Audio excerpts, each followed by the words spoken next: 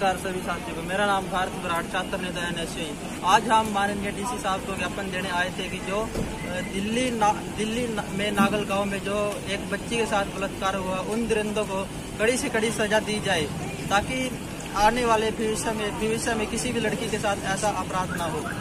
हम सरकार से ये मांग करते हैं कि एक तो कहते हैं फांसी, हम ये कहते हैं कि बिल पारित होना चाहिए। अगर किसी के साथ भी ऐसा कुछ व्यवहार होता है, ऐसा किसी नाबालिग लड़की 9 साल की लड़की थी, वो 9 साल की, और उसको ऐसे करके पुजारियों ने जो भी किसी जाति विशेष धर्म की बात करते हैं, सभी धर्म एक है, सभी को हम एक कहते हैं। पर जिस प्रकार के हालात इस देश में आ चुके हैं, इंसानियत शर्मसार हो चुकी है। क्योंकि इंसानियत एक धर्म और एक इंसानियत अलग चीज है। इंसानियत आज ही मर चुकी है और मैं आप सभी से कहना चाहता हूँ कि अपनी जमीर जगा के रखे, इंसानियत जगा के रखे। और मैं सरकार से कहना चाहता हूँ कि जितना जल्दी हो सके इस पर एक्शन लिया जाए और जितने भी उनके दोषी है उनको फांसी की सजा सुनाई जाए और बिल पारित किया जाए। अगर आज के बाद कुछ भी ऐसा कुछ होता है तो जो आरोपी है वो डरे कि ये बिल पारित हो रहा है, हम पे ऐसा चार्ज लगेगा, हम ऐसे फांसी पे चढ़ा दिए जाएंगे तो वो डरेंगे।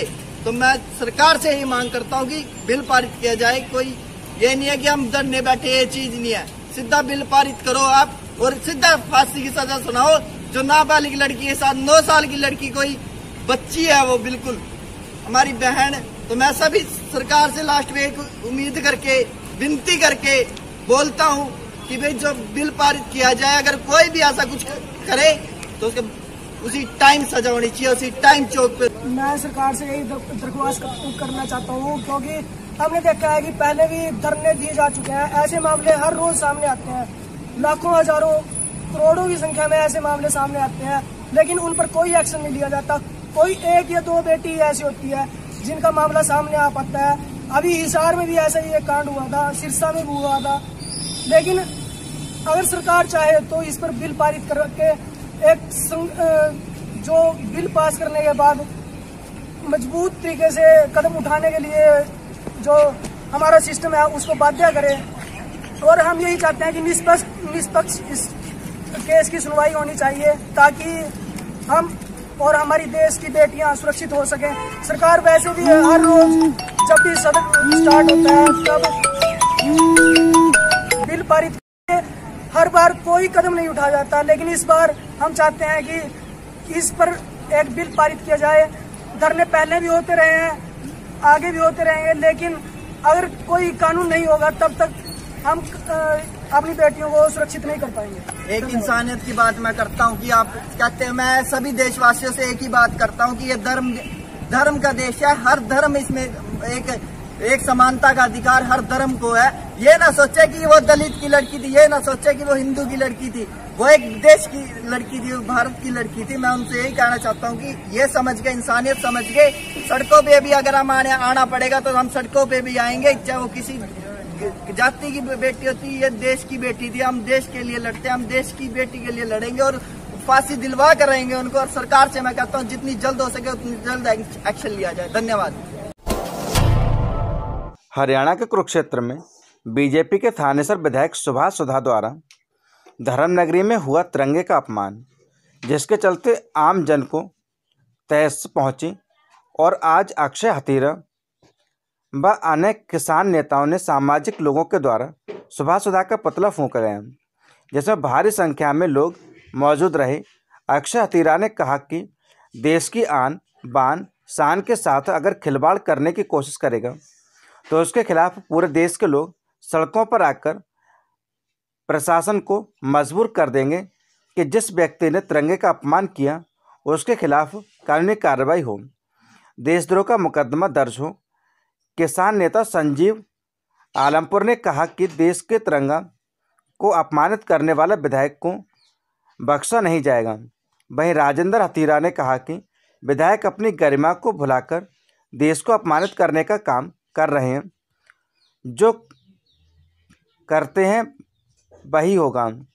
इसके अलावा वहां पर सूरज कपूर ने कहा कि थानेसर विधायक सुभाष सुधा के द्वारा किए गए कृत्य सहन नहीं किया जाएगा, साथ में जवाब देना पड़ेगा।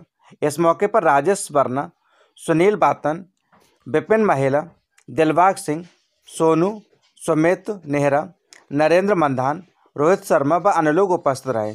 Report Ajay Thakur, news stable, state head, Haryana.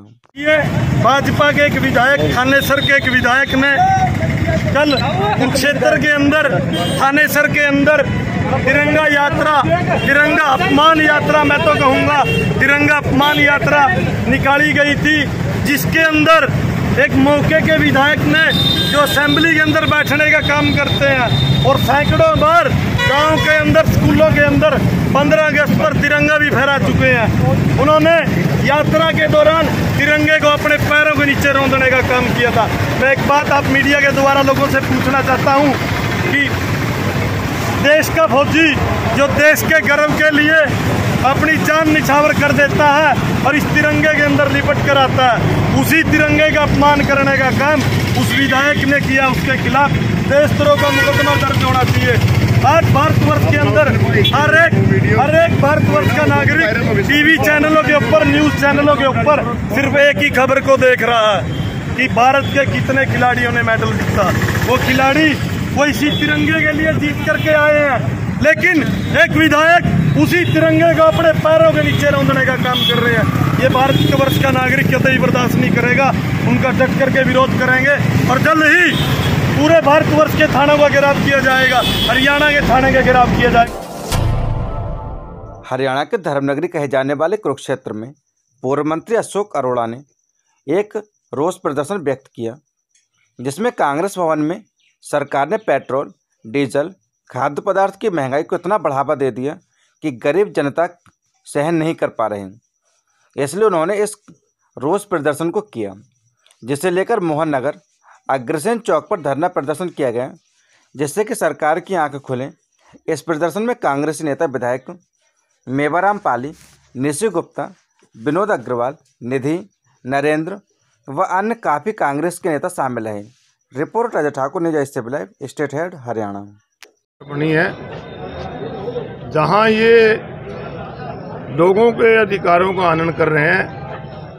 आज हद यहाँ तक होगी कि हमारे संविधान में हमें एक आज़ादी मिली हुई है कि अपनी बात हम किसी से कर सकते हैं, परंतु जिस प्रकार से आपने देखा कि इन्होंने सारी सीमाओं को लांघते हुए प्रजातंत्र का कत्ल करते हुए नेताओं की फोन टेप कराए, जजेस के फोन टेप कराए और तो और चुनाव आयोग में बैठे लोगों के भी फोन टेप हुए और यहाँ तक भी कई वरिष्ठ पत्रकारों के भी फोन टेप हुए। और उसकी अगर मांग कांग्रेस पार्टी और देश की अन्य विपक्षी पार्टियों ने की तो आप देख रहे हैं कि संसद के अंदर कोई सरकार की तरफ से जवाब नहीं आया कि हम इसकी जांच कराएंगे।